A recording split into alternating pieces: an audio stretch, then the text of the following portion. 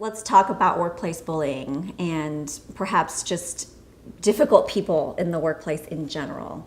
I would say that, I've actually had some very personal experience with this, but I would say first and foremost, maintain your credibility, maintain your professionalism, bottom line, right? So that's first and foremost. And then you have this other layer of how do you maintain your values and your sense of self?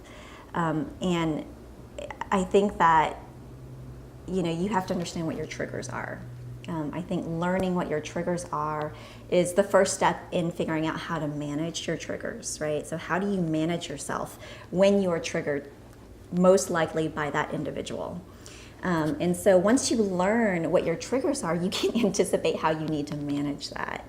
And I think that part of the process of managing that is the ability to sit in discomfort.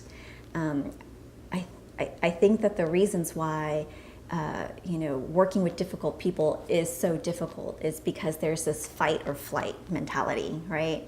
And it's one end of the spectrum to the other. Either, you want to get away from it as quickly as possible, or you want to attack it head on.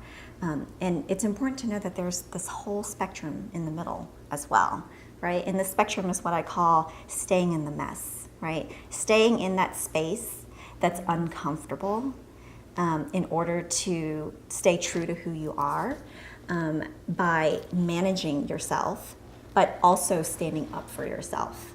And so it's not fighting and it's not flighting, but it's staying in that space of discomfort in order to make sure that you have your voice, that you can keep your sense of self and your sense of dignity, and you can continue to let them know that you can be challenged and you'll stay true.